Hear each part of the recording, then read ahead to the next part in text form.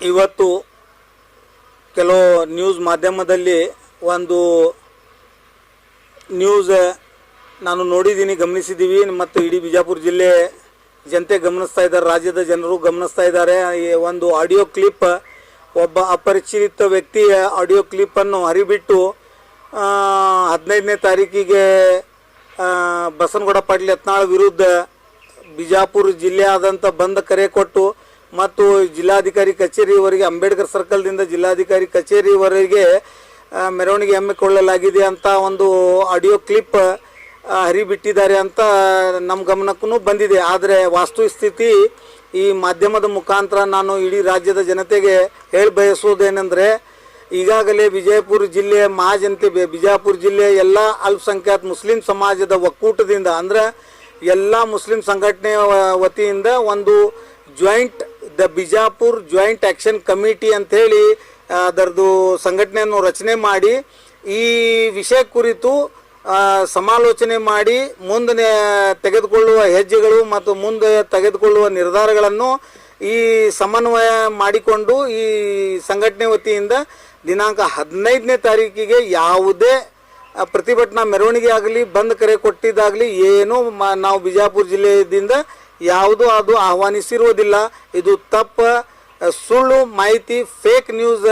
ಇದು ಬಸನಗೌಡ ಪಾಟೀಲ್ ಯತ್ನಾಳ ಹಾಗೂ ಅವರ ಬೆಂಬಲಿಗರು ಯಾರಾದರೂ ಅದು ಕಿಡಿಗೇಡಿತನ ಮಾಡಲಿಕ್ಕೆ ಅಥವಾ ಸ್ವಯಂ ಪ್ರೇರಿತ ರಕ್ಷಣೆಗೋಸ್ಕರ ಇದು ಮಾಧ್ಯಮದ ಮುಖಾಂತರ ಹರಿಬಿಡ್ತಾ ಇದ್ದಾರೆ ಅಂತ ಅದು ಮೇಲ್ನೋಟಕ್ಕೆ ಕಂಡು ಬರ್ತಾ ಇದೆ. ಒಂದನೇದು. ಎರಡನೇದು ಮೂಲ ವಿಷಯ ಏನಿದೆ ಅಂತಂದರೆ, 17ನೇ ತಾರೀಕಿಗೆ CET ಪರೀಕ್ಷೆ ಇರೋದ್ರಿಂದ ಮತ್ತು 15ನೇ ತಾರೀಕರವರೆಗೆ ಗೌರ್ಮೆಂಟ್ ಹಾಲಿಡೇ ಇರೋದ್ರಿಂದ ನಾವು ಅಲ್ಪಸಂಖ್ಯಾತ ಸಮಾಜದವರು ಪ್ರತಿಭಟನೆಗೆ ಯಾವುದೂ ಕರೆ ಕೊಟ್ಟಿರೋದಿಲ್ಲ. ಮತ್ತು 15ನೇ ತಾರೀಕಿಗೆ ನಮ್ಮದು ಸಂಘಟನೆ ವತಿಯಿಂದ ಪೂರ್ವಭಾವಿ ಸಭೆಯನ್ನು ಕರೆದು, ಪೂರ್ವಭಾವಿ ಸಭೆಯಲ್ಲಿ ಮುಂದಿನ ದಿನಗಳಲ್ಲಿ ಯಾವ ರೀತಿಯಲ್ಲಿ ರೂಪರೇಷೆಗಳನ್ನು ರಚಿಸಿ ಪ್ರತಿಭಟನೆ ಹಮ್ಮಿಕೊಳ್ಳಬೇಕು ಅನ್ನೋಂಥದ್ದು ನಿರ್ಣಯ ತೆಗೆದುಕೊಳ್ಳಲಿಕ್ಕೆ 15ನೇ ತಾರೀಕಿಗೆ ನಿಗದಿಪಡಿಸಿದ್ದೀವಿ. ಅದಲ್ಲದೆ ಮತ್ತು ನಮ್ಮ ಬಿಜಾಪುರ ಜಿಲ್ಲೆಯ ಎಲ್ಲ ಅಲ್ಪಸಂಖ್ಯಾತ ಸಂಘಟನೆ ವತಿಯಿಂದ ಒಂದು ಕಾಮನ್ ನಿರ್ಣಯ ಆಗಿದೆ. ಏನಾಗಿದೆ ಅಂತಂದ್ರೆ, ಯಾವುದೇ ಅಹಿಂಸಕರ ಘಟನೆಗೆ ನಾವು ಅವಕಾಶ ಕೊಡುವುದಿಲ್ಲ. ಭಾರತೀಯ ಸಂವಿಧಾನ ಅಡಿಯಲ್ಲಿ, ಬಾಬಾ ಸಾಹೇಬ್ ಅಂಬೇಡ್ಕರ್ ನೀಡಿರುವ ಸಂವಿಧಾನ ಅಡಿಯಲ್ಲಿ ಪ್ರತಿಭಟನೆಗೆ ನೀಡಿರುವ ಹಕ್ಕನ್ನು ಚಲಾಯಿಸುತ್ತಾ ರಾಜ್ಯ ಸರ್ಕಾರಕ್ಕೆ ಒತ್ತಾಯಿಸಿ ಬಸನಗೌಡ ಪಾಟೀಲ್ ಯತ್ನಾಳ ಇವರು ಮಾಡಿರುವ ಅಪರಾಧಕ್ಕೆ ಅವರ ತಕ್ಕ ಶಿಕ್ಷೆ ನೀಡಲಿಕ್ಕೆ, ಅವರಿಗೆ ಬಂಧಿಸುವಲ್ಲಿ ನಾವು ಕಾನೂನಾತ್ಮಕ ಹೋರಾಟಕ್ಕೆ ನಾವು ಮುಂದಾಗಿದ್ದೀವಿ. ವಿನಾ ಇಂಥ ಯಾವ ಚಿಲ್ಲರೆ ಆಡಿಯೋ ವಿಡಿಯೋ ಅಥವಾ ಯಾವುದೇ ಹುಡುಗರದು ಯಾವುದೇ ಮಾತಿಗೆ ನಮ್ಮದು ಯಾವುದೂ ಬೆಂಬಲನೂ ಇಲ್ಲ, ಯಾವುದೂ ಸಹಕಾರನೂ ಇಲ್ಲ. ಮತ್ತು ರಾಜ್ಯದ ಜನತೆಗೆ ಮತ್ತು ರಾಜ್ಯದ ಎಲ್ಲ ಆಡಳಿತಾತ್ಮಕ ವರ್ಗಗಳಿಗೆ ಮತ್ತು ವಿಶೇಷವಾಗಿ ಕೆಲವೊಂದು ಪೇಡ್ ಮೀಡಿಯಾಗಳಿಗೆ, ಕೆಲವೊಂದು ಬಸನಗೌಡ ಪಾಟೀಲ್ ಯತ್ನಾಳ್ ಮತ್ತು ಅವರು ಬೆಂಬಲಿಗರಾದ ಬೆಂಬಲಿತ ನ್ಯೂಸ್ ಮಾಧ್ಯಮದವರಿಗೆ ಸ್ಪಷ್ಟ ಸಂದೇಶ ತಮ್ಮ ಮಾಧ್ಯಮದ ಮುಖಾಂತರ ಹೇಳಲಿಕ್ಕೆ ಬಯಸ್ತಾ ಇದ್ದೀನಿ.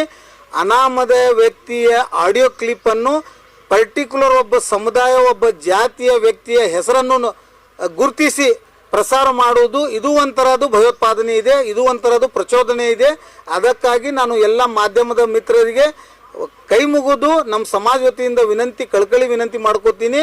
ನೀವು ಐಡೆಂಟಿಫೈ ಆಗುವವರಿಗೆ, ವ್ಯಕ್ತಿಯ ಹೆಸರು ಮತ್ತು ವ್ಯಕ್ತಿಯ ಐಡೆಂಟಿಫೈ ಆಗುವವರಿಗೆ ಅವ್ರ ಹೆಸರನ್ನು ಬಹಿರಂಗ ಮಾಡೋದು ಇದು ಒಂಥರ ಪ್ರಚೋದನೆ ಇದೆ. ಇದನ್ನು ನೀವು ತಡೆ ಹಿಡಿಬೇಕು ಮತ್ತು ಇದನ್ನು ನೀವು ಸುಧಾರಣೆ ಮಾಡ್ಕೋಬೇಕಂತ ನನ್ನ ಸಲಹೆ ಇದೆ. ನಾವು ಮಾಧ್ಯಮದ ಮಿತ್ರರಿಗೆ ಮತ್ತು ಮಾಧ್ಯಮದ ಚಾನೆಲ್ಗಳಿಗೆ ಯಾವುದೇ ಧರ್ಮೀಯರ ಧರ್ಮವನ್ನು ಗುರುತಿಸದೆ ಮಾಧ್ಯಮದಲ್ಲಿ ಪ್ರಸಾರ ಮಾಡಬೇಕಂತ ವಿನಂತಿಸಿಕೊಳ್ಳುತ್ತೇನೆ. Coat pant, sherwani, suiting, shirting, sari, dress material ಹಾಗೂ ಮದುವೆ ಸಮಾರಂಭಗಳ ಎಲ್ಲಾ ತರಹದ ಬಟ್ಟೆಗಳು ಹೋಲ್ಸೇಲ್ ದರದಲ್ಲಿ ಲಭ್ಯ.